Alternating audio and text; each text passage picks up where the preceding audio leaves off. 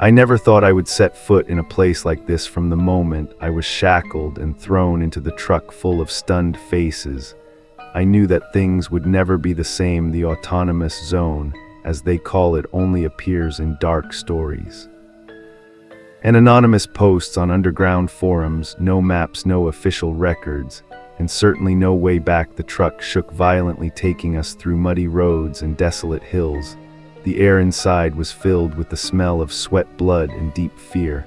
I could clearly hear the gasps of the others. Soft moans echoed as the car shook, but no one dared to say a word. The guard in front just took one look, and all the sounds fell silent. As the car stopped, the back door popped open. The dim light from the kerosene torch shone straight into our eyes. We were dragged down like sacks of potatoes, one by one, without mercy. I fell to the ground, my knees hitting the ground hard, wet, but not daring to speak. Another soldier appeared, holding a whip, and started counting. He only said a few short sentences, but that cold voice was enough to make my heart stop beating. This is the last place you come. Play well, or you will not survive. They divided us into small groups, lined up, and started leading us away, the torches dancing on the mossy stone walls, creating dark shadows. The autonomous region was a complex of old labor camps, rotten wooden houses and abandoned mines with no modern electricity, only flickering oil lamps and flickering fires. Everything was in darkness, except for the glowing eyes staring at us from inside the sealed wooden windows. The first room I entered was an empty warehouse. The stench rose from the cracked wooden crates in the corner. I didn't want to think about what was inside. We were given thick and rough work clothes and were quickly herded out to the mining area. This is where the horror story, the strangeness, really began to take place. The place of work was no different from hell. The mines, suddenly narrow, the cold stone corridors, and the weak torches were not enough to push away the thick darkness. People were digging for something that no one dared to ask, but after only a few hours, I realized the abnormality. The workers here were not like normal people. Their eyes were empty, their skin was pale, and their posture was stiff. It seemed like they were just living corpses. It was instinct, as if their intelligence had been drained long ago. The sound of hammering echoed in the closed space, mixed with heavy breathing, and sometimes there was a scream of pain when someone got hit on the hand. Blood flowed onto the stone floor, but no one cared. They simply picked up the hammer and continued otherwise. The guard's whip would swing down, leaving bright red blood streaks on the pale skin. I tried to work at everyone's pace, not daring to look at Ng's back, but the feeling of unease kept increasing, as if something terrible was lurking in the darkness. After only 2 days, I had seen enough to know that this place is not just a labor camp.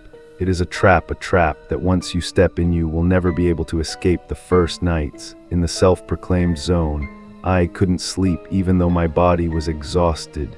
Just closing my eyes, the surrounding sounds came back, and there was the creaking of rotten boards under the feet of the patrol, the sound of water dripping steadily, bullets from cracks in the ceiling. Sometimes a soft sigh sounded from somewhere in the darkness right next to my ear. But when I turned my head to look, I only saw empty space. I lay there trying to keep my breathing. Even my eyes were glued to the weak fire outside the wooden window. The fire didn't bring any warmth, only created strange shapes that glided across the ground. The wind howled through the cracks of the door, carrying whispers near my bed. I started to cry, but quickly stopped when footsteps approached. I listened tensely. Those weren't the footsteps of the soldiers that Tam Than dragged and scratched on the ground like something was leaving. I didn't dare to stir the door. The feeling was heavy. It felt like something was standing right on my chest. The sound of the rope being pulled grew louder and louder until there was the creak of a window being opened. Then all was quiet. The next morning, a missing person. No one mentioned it, as if they all knew it was better not to say anything. I worked quietly. My hands were covered in dirt and blood from someone who had been whipped until his nails were torn off. In the dark, I deliberately slowed down, looking around. I want to know what had happened last night. But all I saw were blank faces, dull eyes. No one looked straight at me, as if they were afraid revealing detailed carvings. These were not normal mining symbols, scribbles, distorted faces, strange symbols that sent a chill down my spine. Some of them looked like creatures munching with jagged, slimy mouths, plastic, while some of the other pictures were dismembered bodies. The organs were flowing into the voice, "Don't look too long." A whisper came from beside me. I turned around. It was an old man. His face was old, but his eyes were full of wariness. They didn't like it. "Who were they?" I asked quietly, trying not to let anyone else hear. The man didn't answer. He just stuffed a piece of hard cake into Nai's mouth mechanically. His eyes didn't leave the picture. Tongue. I turned back to my position, but my mind was restless. All that afternoon I kept glancing furtively at the pictures, trying to figure out what they meant. They seemed to tell of a ritual, something ancient and horrible, as if this was the place where bloody acts had taken place no one dared to mention. When the sun set, we were allowed to rest. I decided to follow the old man. He slipped through a dark hallway, disappeared into a small room. I waited a moment, then sneaked along. The room was almost empty except for a wooden table and a few planks propped up around the corner. Thought the man was sitting head down on shaking hands, hold tight. A goat face passed the owl carefully. "They won't leave you alone if you continue." He then thou doesn't raise his head. "I don't understand like him. Those letters here, they are not human. You have seen the paintings, right? You know what happened in this place." I was silent. Indeed, the images on the wall haunted me all day. But how did he know I saw we had been here before? He continued, voice like lost.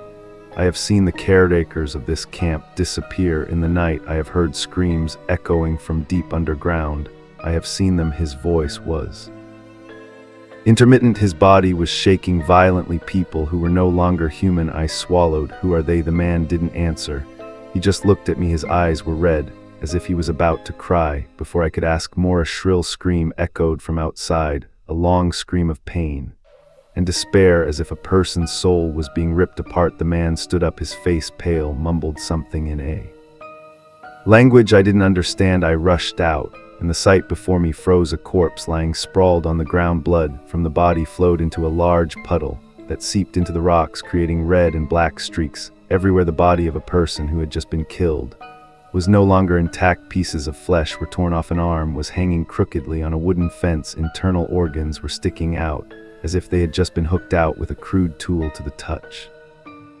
Strong fishy smell hit my nose, making me nauseous. I tried not to throw up, but my mind was spinning for a second. I thought I saw a shadow flash by in the distance, a distorted figure with no face, but it was definitely not a human. I blinked, and it disappeared. Someone shouted. Guards came running, but instead of checking or investigating, they just dragged the corpse away, as if this was a normal occurrence. No one explained. No one said a word. I stood there. A feeling of dread crept through my body, and realized that nothing here was normal. I needed to get out of this place before I too became one of them. The events of last night still clung to my mind as dawn broke, glimmering through the shabby stone walls. The memory of the bloody, mangled corpse and the blurry shadow haunted me endlessly, but I couldn't stop to think too much. The order to assemble was given, and heavy footsteps brought me and the others back to the mining area. The morning air was heavy, and I noticed something strange. No one dared to mention the incident last night. Not a word of gossip, not a glance. Bewildered, only eerie silence. I returned to my position. My hand touched the hammer handle, which was cold. The dim torchlight illuminated a space that had recently been a deeper, wetter tunnel, and the carvings on the wall were now clearer than ever I had seen them before. But now, those images seemed to be moving. The empty eyes, carved in stone, seemed to be watching my every move. Every time I hammered down, an unusual echo rang out. Not the sound of metal striking stone, but something heavier, deeper, almost a groan. A worker next to me suddenly stopped. He stood still, his body stiffened, his eyes stared at the wall in front of me.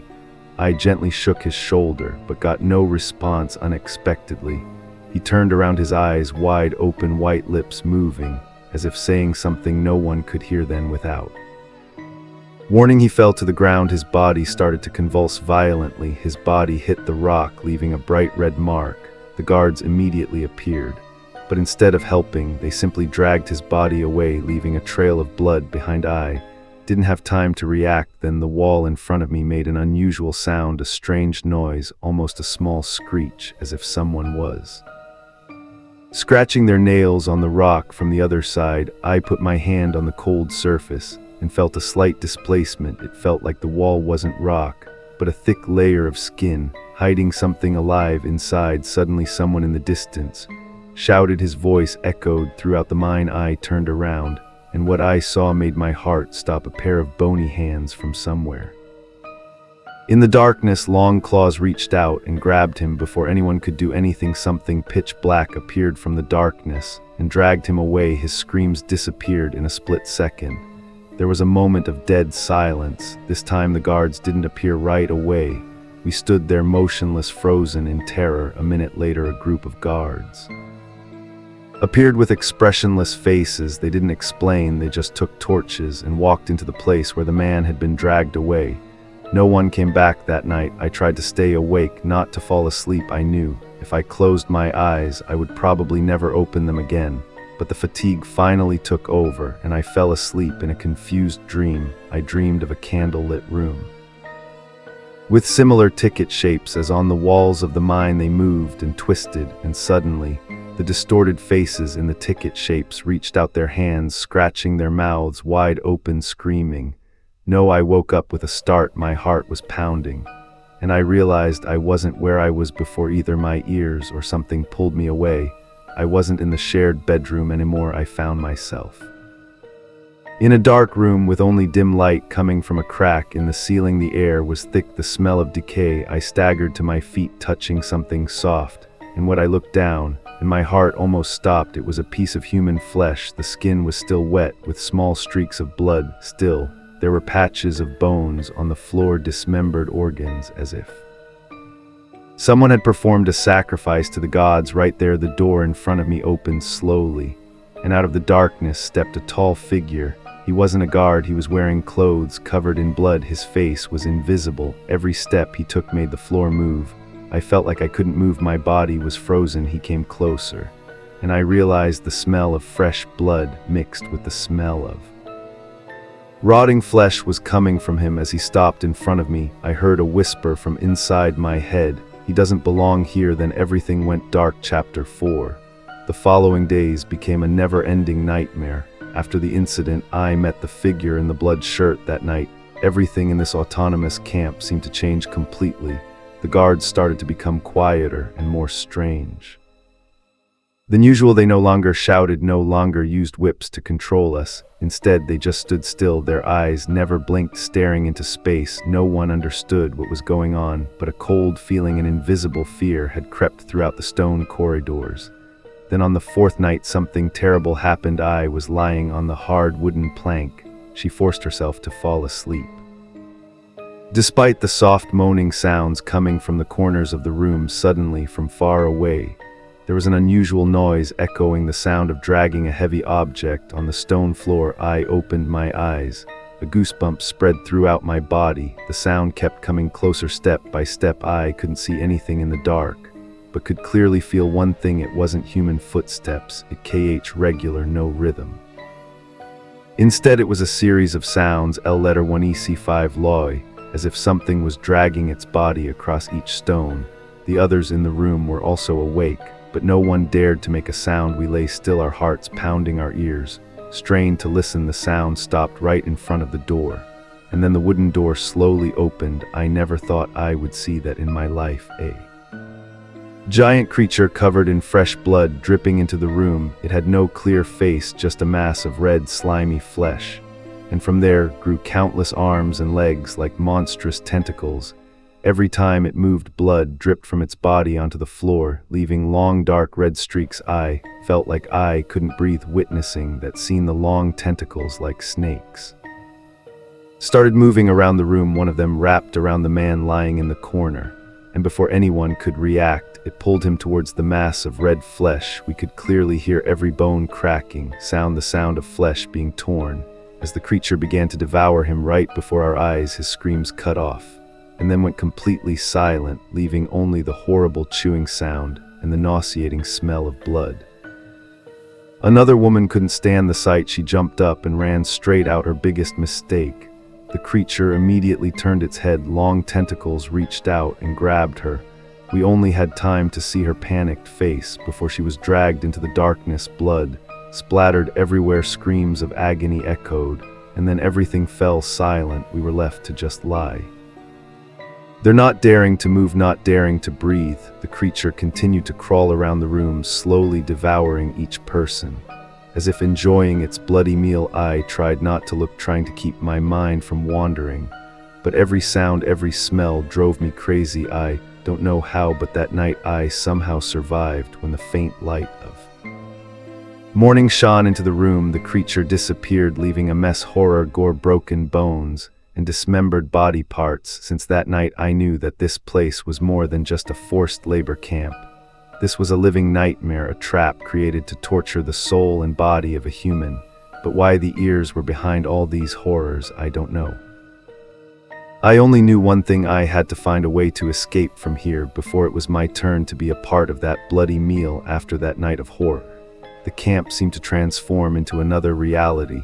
The familiar sounds of hammers hitting rocks, the groans of the prisoners were now overshadowed by vague whispers in the air. No one mentioned what had happened. No one dared to ask where the disappeared people had gone. The guards were no longer present. As often, they seemed to be sucked into dark corners, leaving the hallways silent. Only the flickering flames from the torches that were about to dissipate. I spent most of the day observing, looking for clues that I hoped could help me understand this place. The north wall, where we were, I was forced to turn. The symbols began to reveal more strange symbols. Before, the engravings that had looked like wild carvings now emerged into meaningful shapes. A large circle with arrows pointing to the center, surrounded by symbols that did not belong to any language I had ever seen. Next to the circle of yes, a simple but clear drawing of a human figure, arms raised as if in a ritual. Above the figure's head was a symbol that looked like an eye with a long line running through the middle. Just look at it. I felt a chill run down my spine. I had seen this before. A voice whispered right behind me. I turned and realized it was the old man who had warned me from the beginning. He was standing there, gaunt face, deep-set eyes staring at the symbols. These symbols, they were not human. What did he say? I asked quietly so no one would hear. They belonged to him. He answered, his eyes never leaving the wall. Before, this place was a labor camp. It was a place of worship, a temple. The people who built it are long gone, but they are still here, and now we are their replacements. I couldn't understand all of what he was saying, but one thing was for sure: this place was not just a work zone. I had a feeling that something big and terrible was waiting on the other side of the wall, and it was not something that humans should face. I spent the afternoon studying one of the symbols. Looked like a key. The engravings were darker than the others, and just below it was a small arrow pointing to the eastern corridor, a corridor I had never seen. The field led us through that night. When everyone was fast asleep, I decided to take the risk and follow that arrow. The eastern corridor was different from the rest of the area.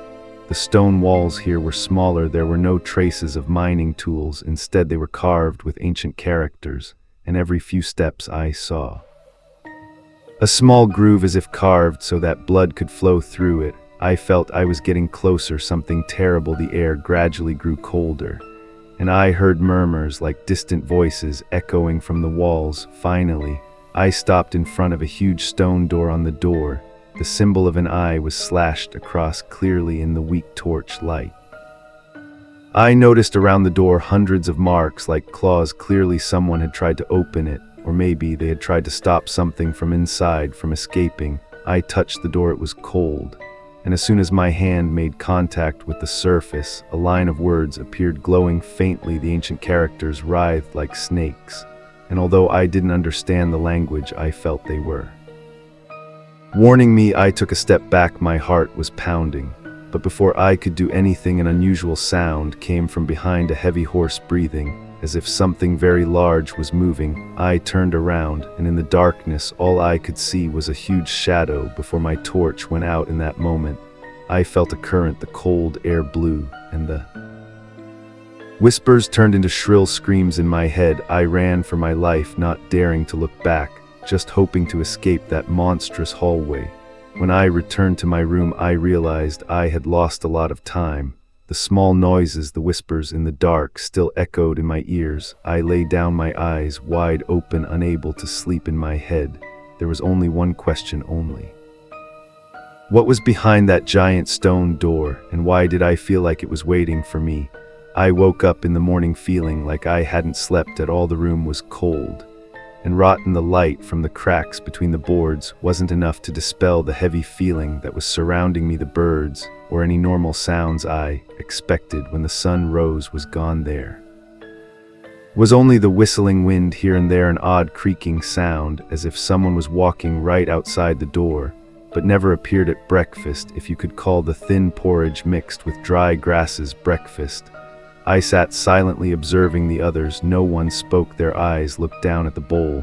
The movement of scooping porridge also became mechanical, as if all the life had been sucked out from inside. But there was one strange thing. The old man I had met before was not there. The feeling of unease increased as I looked at the empty bait. I turned to a young man sitting next to him.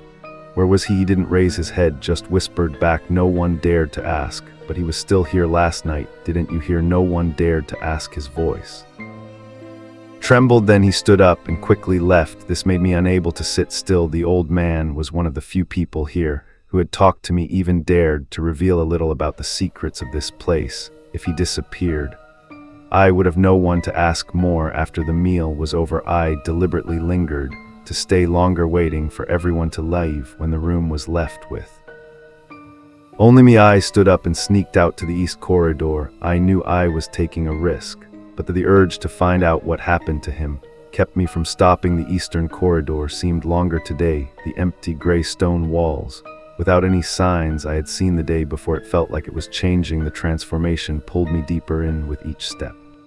Echoing in the empty space, I wasn't sure if I was getting closer to where I had seen the stone door. Time passed in a blur, as if I had been walking for hours. But there was no end in sight. As I began to feel hopeless, a small voice rang out in the darkness. You come here again? I turned around in surprise. The old man was standing there, just a few meters away from me. The light from the torch in his hand illuminated his gaunt face. His eyes were strangely bright. I couldn't believe my eyes. I thought, Grandpa.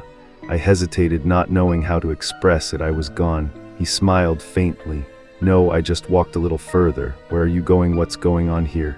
You know something, right? I felt the questions pouring out uncontrollably. You shouldn't know him. The voice that whispered to the darkness knew too much, leading him to a place no one wanted to go. But why did all this happen? The symbols on the wall, the people that disappeared, the creatures. I paused, feeling a chill down my spine. Remembering the image of the giant lump of flesh that night, the man sighed, bowing his head as if he was struggling with himself. You think we're here to mine rocks for hard labor, but that's just a cover. In fact, he stared at me with wide eyes. We're actually serving them things that have been here since before humans came along. We're just tools to maintain them. Who are they? I asked, my voice trembling. Are those creatures or something else? They're not creatures like you think. They're what's left of something very, very old. They're not dead, they're just waiting, and we're keeping them there so they don't escape. I felt short of breath. Every word he said was like strangling my heart. But why doesn't anyone say this? Why don't we leave here? He sneered. You thought you can leave. Why did you see the door right? You think what lies behind will leave you alone. If you leave, I can't answer the tangled thoughts that make me speechless. The man continues, just keep working, don't wonder. Don't step further into the darkness. Maybe you'll live a little longer. But those who disappear, where do they go? Sometimes they become a part of themselves. Sometimes they just disappear. He steps back, holding up the torch. I've said too much. You should go back before things get worse. I stand still, saying nothing, just watching him step into the darkness. The light from the torch fades and disappears. I don't know how long I stood there. His words kept ringing in my head, asking what lies behind the door. And what will I have to do to survive? I turned around and walked away, half asleep, half asleep. My mind was filled with only unanswered questions, but one thing I knew for sure.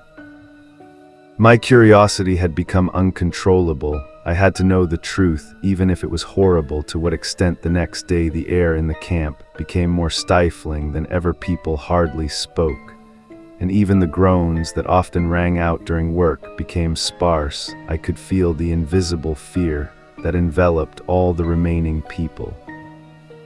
Avoiding eye contact, they moved like shadows, holding their tools mechanically.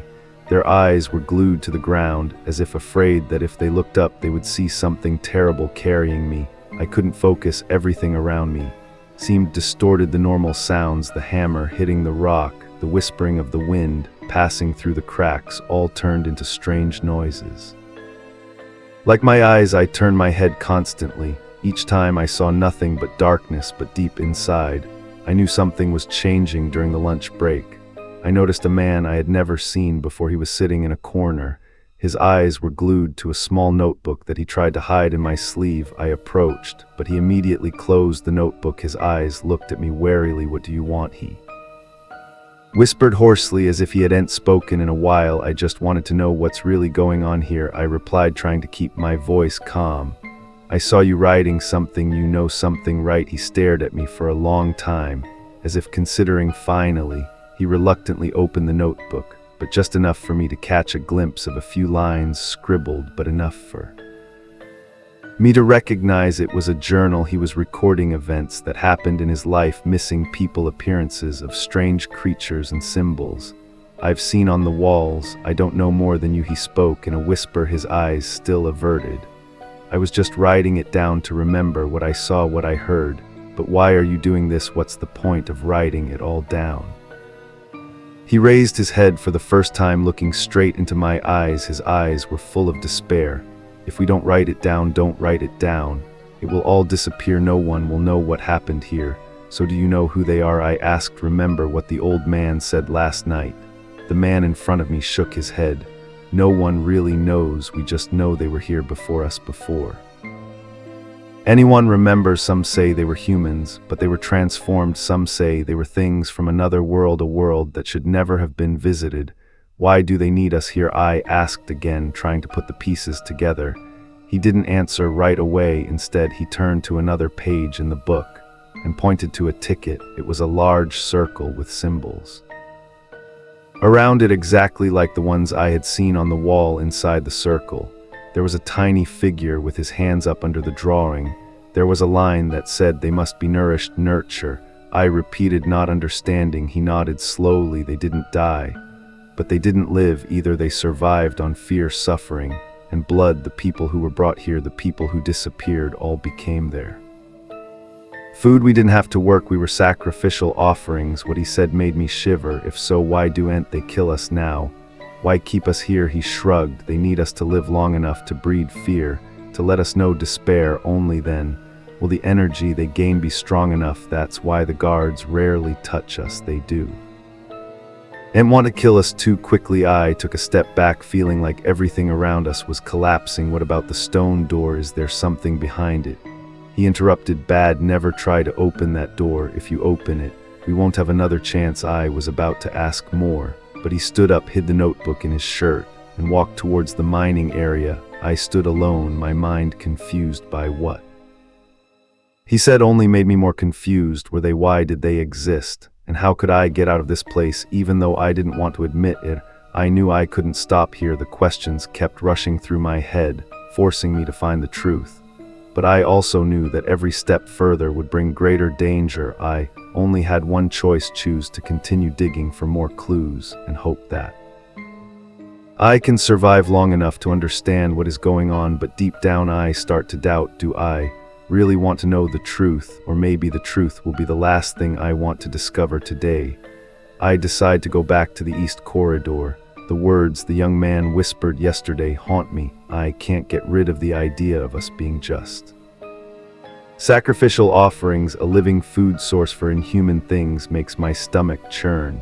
But at the same time, it urges me, if this is true, I have to find proof. There must be something, a trace or an answer somewhere in this cold stone maze. This time, I am not going alone. Before breakfast, I convinced Thomas, a middle-aged man I know From digging stones, Thomas is a man of few words, but I notice a smart look in his eyes. Maybe he is hiding the same questions as me. When I mentioned the east corridor, he didn't answer right away, but after a few seconds of silence, he nodded. He thought he was looking for what he asked in a low voice, as if afraid someone would hear. I didn't know. I answered, but there was something there, something that I needed to understand.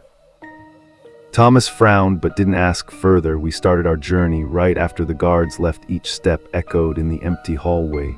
The sound seemed to seep into the inside of my mind this time. Everything looked different. The symbols on the wall seemed to change position or maybe hit there, but I didn't pay close attention to some of the characters. I recognized the large circle surrounded by arrows, the slit eyes, and the tiny person raising his hand, but mixed in there were symbols, a form of hieroglyphics, unlike any language I had ever seen. Distorted shapes and scratches like they were made by small sharp claws. Thomas stopped suddenly.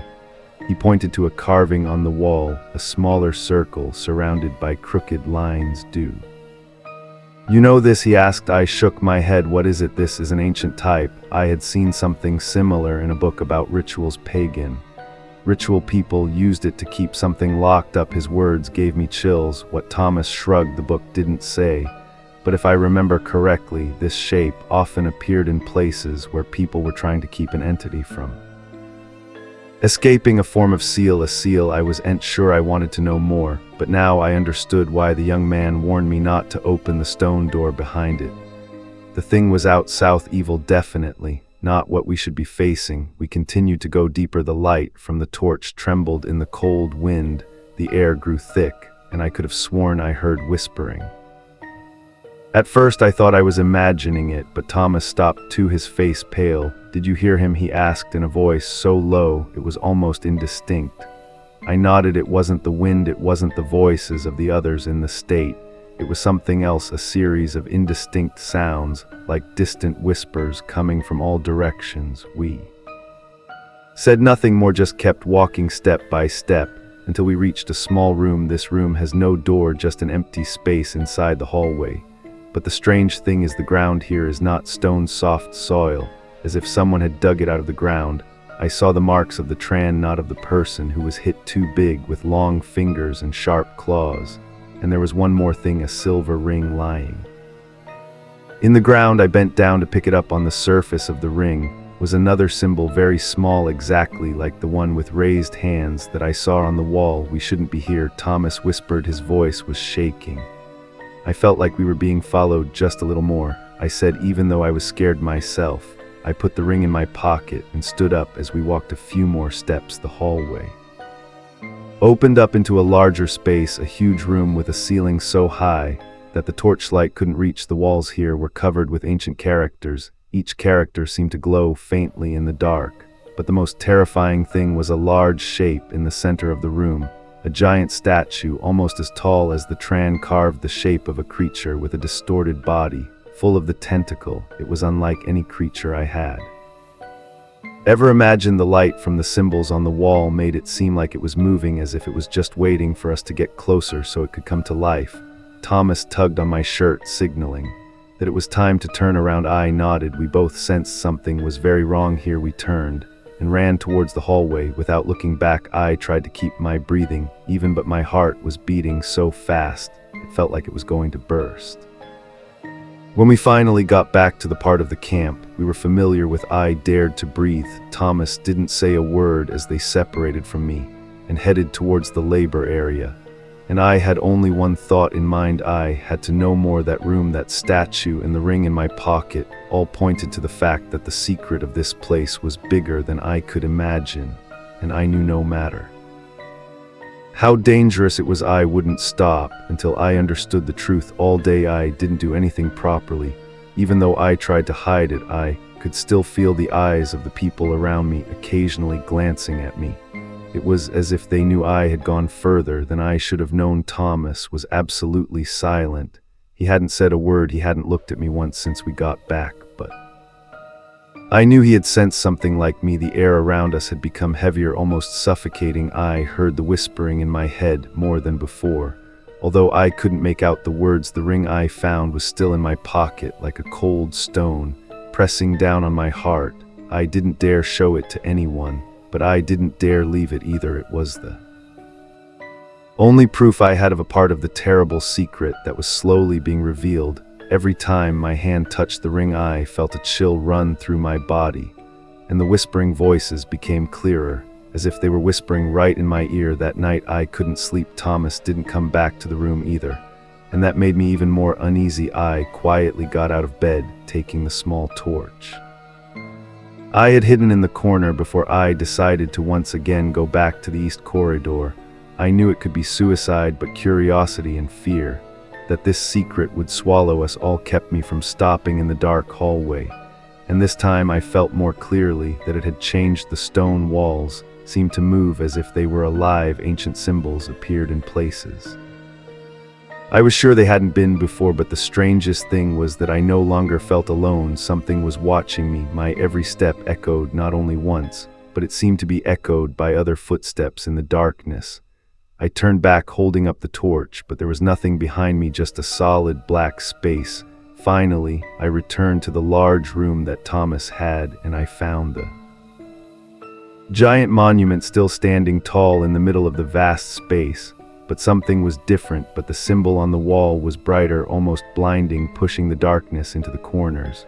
And for the first time I realized that the statue was not just a sculpture of nothingness.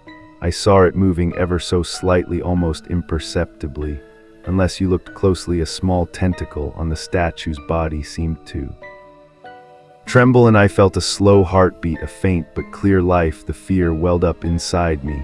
But before I could turn away, I saw something just below the statue, a small object flickering a faint light in the darkness. I stepped closer, my hand gripping the torch, as if to hit anything that came out. As I looked at the wind, I realized it was a small metal box covered in dust and rust. On the outside of the box, engraved with ancient characters similar to those on the wall. But between the characters was a line that I could read, a line in our language, engraved very clearly: "Do not open." That warning that made me accept but curiosity, victory. I put the torch down beside me and opened the box. Inside was an old and rotten roll of parchment. I carefully opened it, and as I did, I felt a cold gust of air hit the paper. On the surface came out a detailed ticket of the statue, but there was a distinct difference. In the center of the statue, where what should have been just a large block of stone was a haunted figure inside the figure. The image made me freeze. The body in the ticket was not stone, it was a real body, or had been real. I could see every detail, every vein, every wrinkle on the skin, but the face was erased like a painting, with the most important part erased. The small words below the ticket said something, but it was too open for me to read clearly. All I could make out was a death sentence, sacrifice, and resurrection. My hands were shaking. This small metal box was not part of the camp. It had been here since the statue was made. That is, the statue was not just a sculpture, it was a coffin holding something or someone waiting to be released. The whispers suddenly became clearer than ever. I looked around, but there was no one else in the room. The giant monument was still standing, but I felt its tentacles moving more. I stepped back, feeling like there was an invisible force drawing me into its center. I stuffed the scroll into my bag, closed the box, and hurried out of the room. But before entering the hallway, I heard a small noise, a long, squeaking sound from inside the monument. This time, I ran as fast as I could, not care to be quiet or look around. When I finally made it back to the part of the camp I was familiar with, I didn't know how far I had escaped. All I knew was that I couldn't stop shaking. That night, sitting alone in the dark, I knew that I had not only discovered a secret, I had awakened something that shouldn't have been awakened.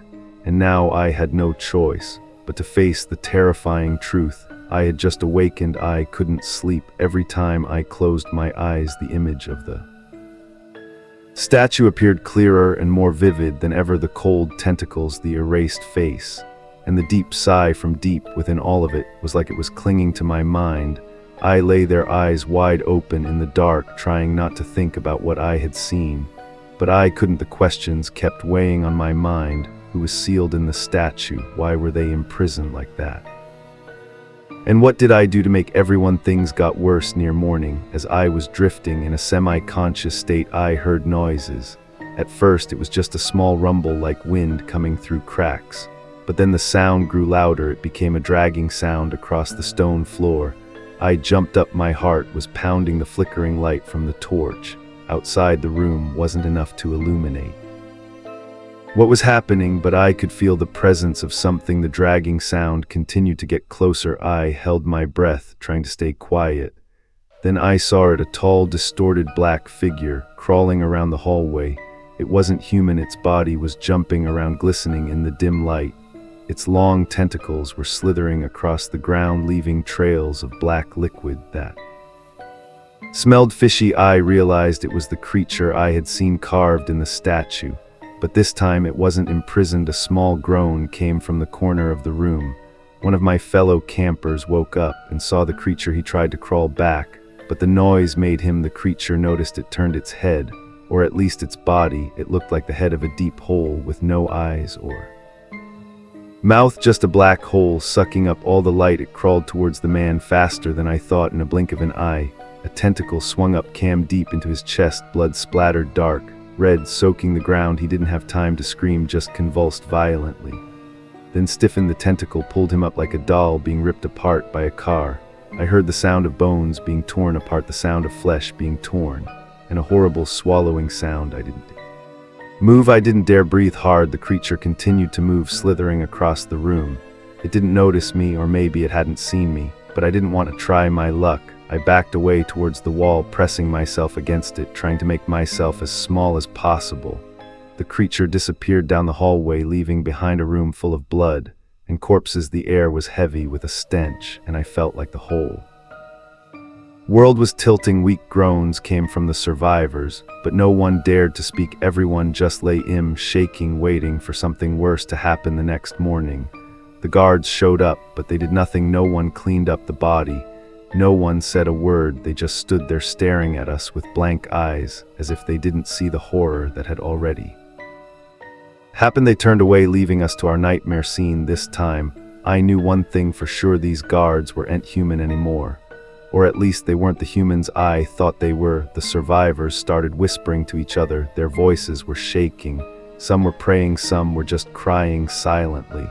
But no one mentioned the creature that had appeared. They knew that anyone who spoke would be dragged away, or worse, would call it back. I sat there staring at the blood still wet on the floor, and all I could think was what I had to do to get out of here. And was there any way to stop this horror before it swallowed us all? But deep down, I knew I had awakened something that couldn't be stopped, and next time it wouldn't just take one ika and get rid of the smell of blood. Even though I've washed my hands dozens of times with dirty water that flows from the cracks in the stone wall, the stench still clings to me like a second skin. It seeps into every corner of the camp, never fading. Even when I breathe slowly and softly, I can still feel that disgusting smell, as if it has seeped into my lungs. Tonight, I decided to do something more daring than ever before. I knew that staying in the room was just waiting to die, describing this camp as a giant trap, and each of us was just a small prey waiting to be torn apart by the creature that I saw crawling through the hallway,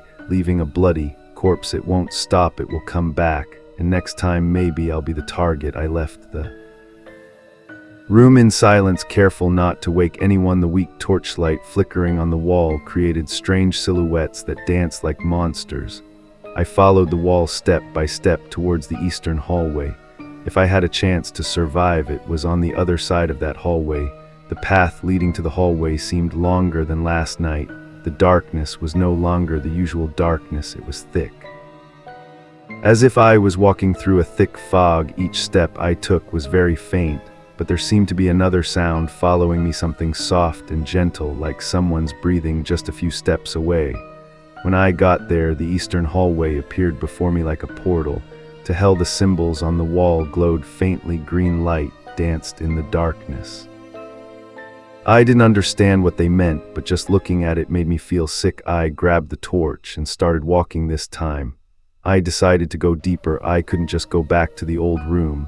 I couldn't just hide. I needed to find answers, or at least find an exit. The hallway led me to another space, a large room with a high ceiling. I Could barely see the top of the ceiling. The light from the torch wasn't strong enough to illuminate the whole thing. But what I saw under my feet took my breath away. It wasn't land. The normal stone floor was covered in a layer of slimy material like blood and rotten flesh. Mixed together, it clung to my shoes, making me feel like every step was a struggle to get away from this disgusting substance. In the middle of the room was a strange altar, not the stone or wooden altars I had seen in books. It was made of large pieces of bone stacked on top of each other, so intricately I couldn't imagine who or what made it. On the altar was a glass ball inside, filled with a murky black liquid. As I approached, the liquid began to swirl as if it recognized my presence. I heard a noise that wasn't footsteps or moans. It was a loud sound that echoed like the roar of a monster from deep underground. The room shook, and I lost my balance, falling onto the muddy floor. As I tried to stand up, I saw a giant black shadow slithering into the room. It wasn't a creature I had seen before. This thing was bigger, more disgusting, with long tentacles covering it, full of spikes, and jumping every time it moved. A suffocating stench filled the room. I tried to run, but my feet were held down by the liquid under my skin. I couldn't lift my feet. I couldn't escape from what was holding me. The monster slithered closer, and I could see every gruesome detail of its body: flayed flesh sticking out of its slimy skin, and a mouth full of tiny teeth was gaping open, as if to swallow me. I screamed, but no sound came out. I tried to struggle, trying to pull my feet out of this damn liquid. As I almost thought this was the end, I saw a water crack on the wall in the distance, a small crack that emitted a faint light. I didn't know where it led, but it was my only hope. I used all my strength and my legs to pull out of the liquid. When I escaped, I swung like crazy towards the crack. The monster picked up its tentacles and whipped them against the wall, making loud noises. I didn't dare look back. I just ran, my feet slipping on the shimmering layer of straw, but didn't stop. The crack in the wall grew bigger. The light inside became brighter. I didn't know what it was. I didn't know if it was safe or not, but I had no choice. I rushed into the crack, my whole body tumbling through the blinding light. When I turned around, the crack was gone. I couldn't hear the roars anymore. I couldn't smell the stench of the monster, but I didn't know where I was. All I knew was that I had entered a completely different world, a place I had never seen before in the area, and was probably more terrifying than anything I had ever faced. The world outside the crack was nothing like anything I had ever seen. No more gray stone walls, no more dark hallways, but I didn't feel any relief. Instead, I was surrounded by a surreal scene to the point of horror. The ground wasn't normal rock, but a wet crimson surface with giant blood vessels running along the bottom, as if pulsing to the rhythm of a heartbeat. The air was heavy with a stench, the stench of the familiar smell of blood and rotting flesh. High above a pitch-black sky, with no moon or stars, only a strange light emitted from the giant pillars of flesh rising from the ground, towering and shaking like giant spines. I walked each step, sinking deep into the ground, as if it wanted to swallow me. I was in the distance. I could hear screams, not human screams, but a painful roaring sound mixed with a horrible tearing sound. I didn't know where I was, but it was clear this was not the human world. After a few minutes of walking, I saw a figure ahead. At first, I thought it was a person, but as I got closer, I realized I was wrong. It was a tall entity causing flesh to rot. The ceiling was stretched out on a long stick-like skeleton. Its head had no face, just a smooth round mass with a wide mouth that reached to its ears. No teeth, just crimson red flesh. Twitching its arms were long, sharp fingernails, dragging on the ground, leaving deep gashes of blood. I couldn't move. The fear froze my legs. The monster turned its head. Its mouth opened wider. It let out a dry roar. I saw blood spurting from that mouth, as if it couldn't make a sound without hurting itself. It started moving towards me slowly, but with each step the ground shook. I tried to turn and run, but something held me back. When I looked down, I saw small bony hands reaching up from the ground, grabbing my legs, pulling me down. No, I screamed, trying to struggle. The hands gripped tighter. Their nails pierced through me. Blood flowed down the ground, which was already dark red. The monster was getting closer. The stench from its body was so strong I wanted to vomit. I felt its cold breath on my neck, and I knew I didn't have much time. I jerked my foot, stepping on the bony hands, feeling the bones crunch under my heel.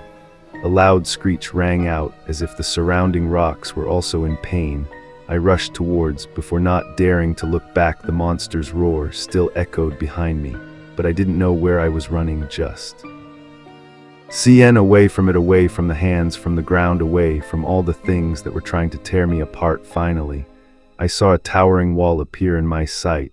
This wall was unlike any wall I had ever seen. It was made of large pieces of bones fitted together like a gruesome maze. Between the bones, I saw pieces of flesh, still fresh, occasionally twitching as if alive. I didn't have time to think. The monster's roar was still chasing close behind, and I had no other choice. I rushed towards the wall, found a small gap between two pieces of bone. I squeezed through, feeling the sharp bones cutting through me. But I didn't stop. I just needed a place to hide. I crawled into a small dark space, not big enough to stand up. I sat curled up. Blood was flowing from the wounds on my arms and legs. The monster's roar gradually died down, and I felt the deadly silence. No more sound, just my own panting breath. I didn't how long I sat there, maybe minutes, maybe hours, in the dark. I realized this wasn't just a place to hide. My eyes were getting used to the darkness, and I saw all around me distorted shapes pinned to the bones. They were human bodies, or at least used to be human. Their skin was stripped bare, the muscles and strange stitches holding them to the wall. Their bones, their eyes were empty, but I felt like they were staring at me, accusing me of letting them suffer this fate. One of the bodies moved. I froze, not daring to breathe. It couldn't be alive, it couldn't be, but I clearly saw its hand twitch slightly, then its whole body convulsed. A low moan sounded, as if they were trying to say something. I sat there terrified, not daring to do anything. And then I heard a voice from somewhere deep in the darkness. You can't escape this time. I didn't know if it was a voice from inside my head or a real voice coming from the pinned bodies, but I knew one thing: where this is not just a place to hide, it is part of a terrible mystery that I have never fully understood, and I am still only beginning to see the surface of it. I cannot determine how long I have been in this cavity. The bodies on the large plates of bone around me kept twitching slightly, as if they were being controlled by an invisible hand. One of them occasionally made faint sounds like the whisper of wind passing through the cracks, but heavy with the tone of pain and despair. The pale blue light that was emitted from the veins and living flesh of the wall made the scene even more eerie. I tried to stay calm, but deep down I knew that I was surrounded by something more terrible than the monster. Out there, suddenly I heard a loud sound, like the sound of stone being cracked. A strong displacement spread through the wall of bone, causing the bodies pinned there to use their bodies more violently. I looked through the K opening I had just crawled into to hide, and saw the dark red ground cracking open in large cracks appearing, stretching like a spider web. From those cracks, the thick black liquid began to rise and evaporate, creating a strange smoke. The stench from it made me want to vomit, but I didn't dare make any sound. The monster I had just escaped was definitely still around. As I tried to shrink into the narrow space, another sound rang out, dry and cold. It was the sound of footsteps, but not the footsteps of a normal person. Tham was like the sound of claws scratching the ground. Each step was heavy and steady. Each step seemed to move the space around me. I closed my eyes, trying to hold my breath, slowly hoping that the thing approaching wouldn't notice my presence. But when I opened my eyes to look at another small person, I realized that the thing walking wasn't just a monster. It was a group of creatures. Each one was over 2 meters tall, with skinny bodies stretched by prominent blood vessels clearly under their thin skin. They had no eyes, only deep black holes on their faces and mouths, stretching from ear to ear, full of sharp teeth. Their long arms ending in curved sickle-like hooves, flashing in the eerie green light. I could barely move, just watching from the dark corner. These creatures moved in a line, one by one, silently walking. They made no sound other than a light scratching on the ground. I didn't know where they came from or where they were going, but they gave off an indescribable sense of death. As they disappeared, I began to hear another sound. At first, just a very small murmur like a human voice, but Gradually it grew louder and clearer. It was singing a strange melody. Unlike any language I had ever heard, it rang out from all directions, but it seemed to come from deep inside me. I felt my body go numb, the tips of my fingers trembled uncontrollably. The words of the song seemed to carry a message, a vague command that I couldn't understand. I saw it in the distance. Through a large crack in the ground, a bright red light flared up. This light, and that light completely with the green light from the wall of bones, and it made everything around me seem to disappear. That red light was not from fire, but like from a storm of blood rolling, and I saw figures in that light, figures with large wings broken and bleeding were crawling out from the red storm. For the first time in my life, I had a clear feeling that I was facing something that did not belong to this world, no longer small creatures or ancient carvings.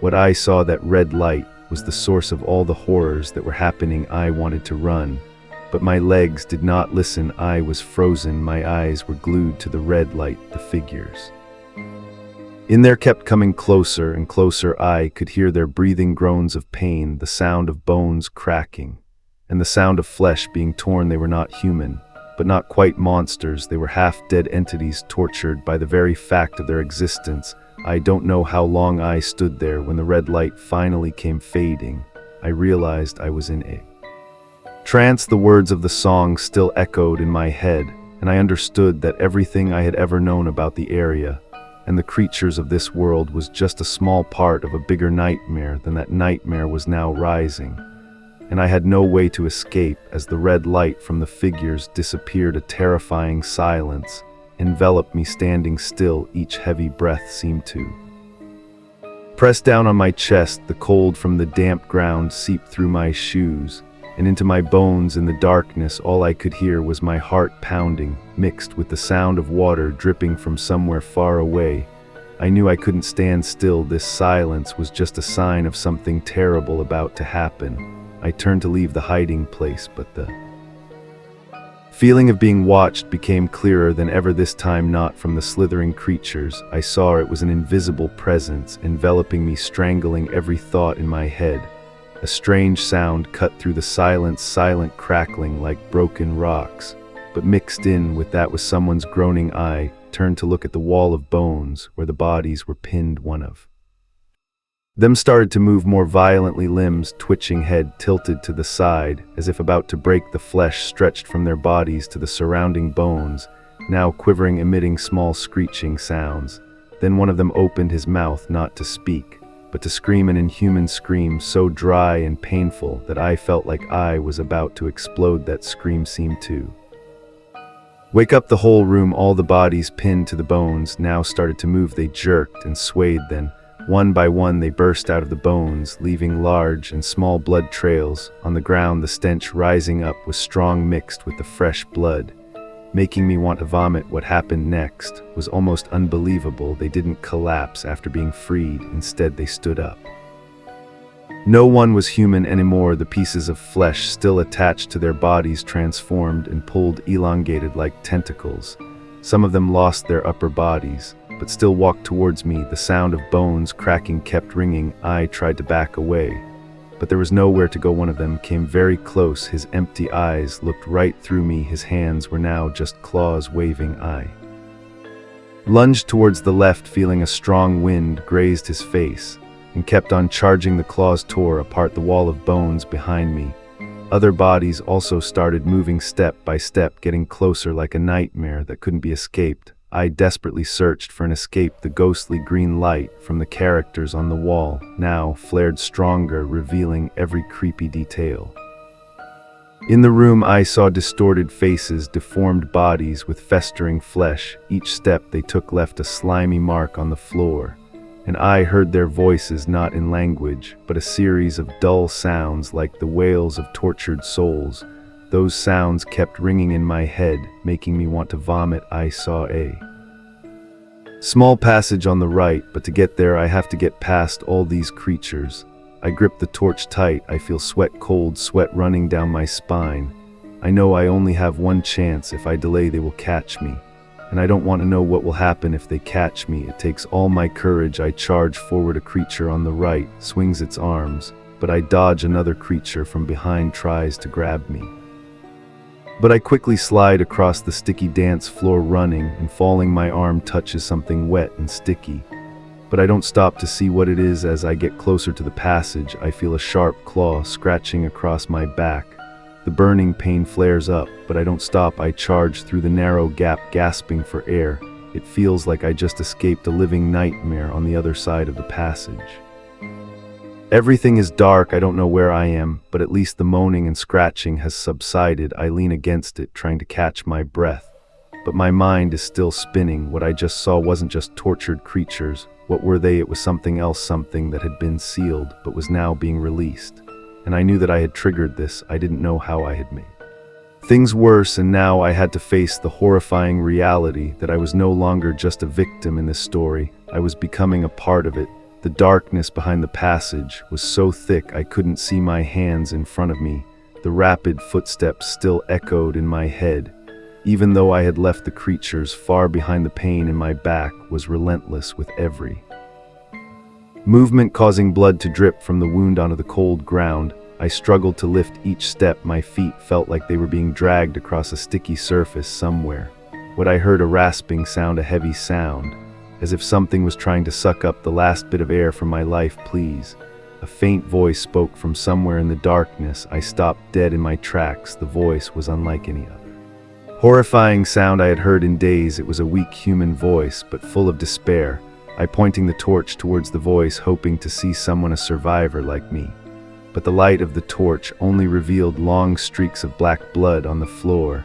I took a few more steps. The light from the small fire began to reveal the shape of a body, a man lying sprawled on the floor, his body covered in blood and torn flesh. He tried to raise his head.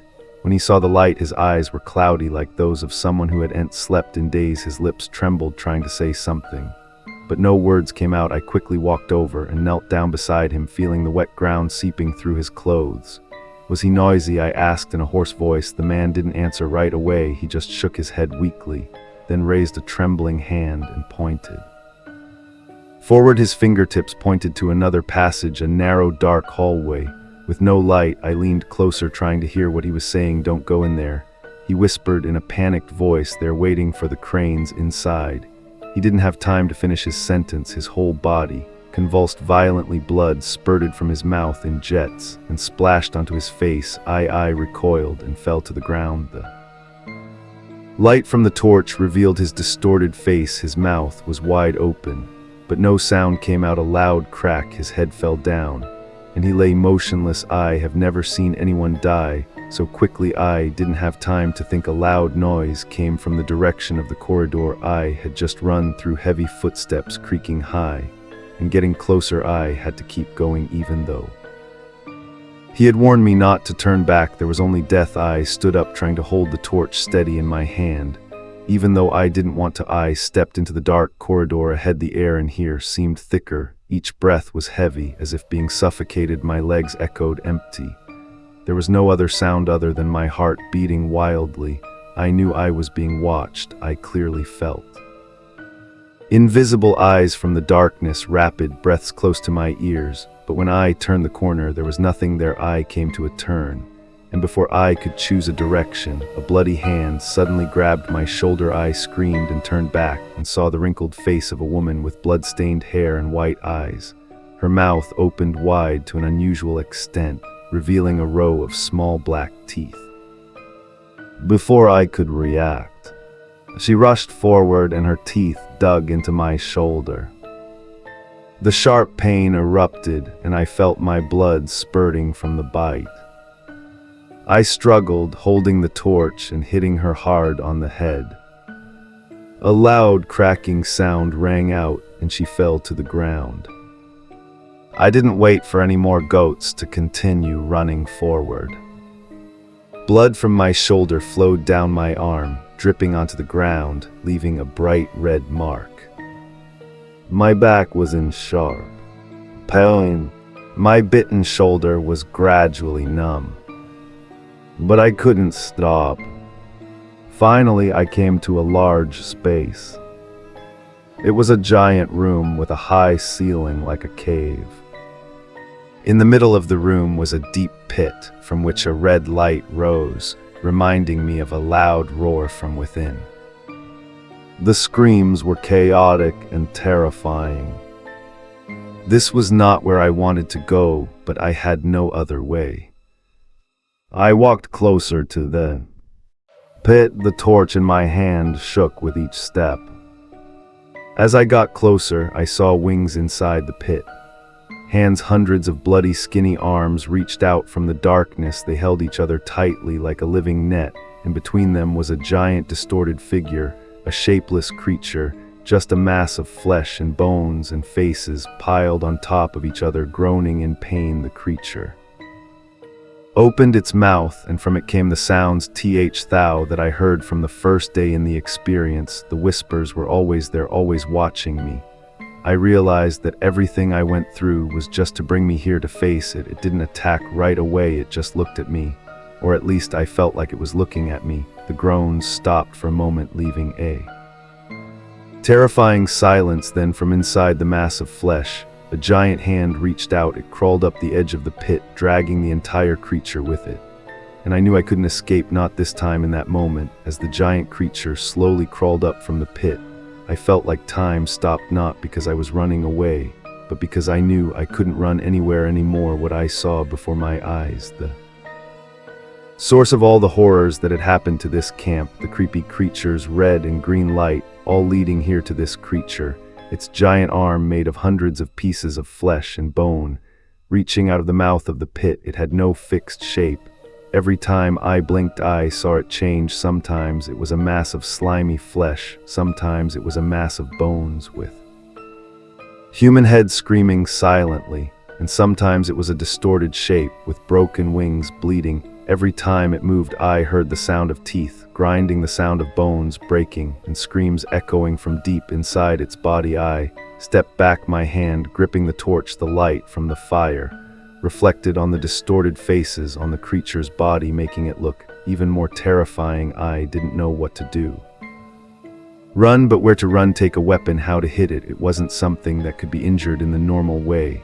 While I was still hesitating, the creature let out a loud sound, a long, heavy sigh that made the whole room seem to flow from its mouth. Dark red blood threads shot out, slithering across the floor like living snakes. They wrapped themselves around a nearby corpse, dragging it towards the pit. I saw the man's body being dragged away by blood threads, each piece of flesh being torn and swallowed into the creature.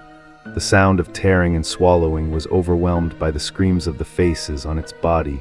I covered my mouth to keep from vomiting, but the sight before me made my stomach churn. This was no longer a creature, this was a living nightmare, a machine that crushed everything. I remembered the whispers, fragments of symbols I had seen, and the bloody scenes before. All of it was to awaken this thing.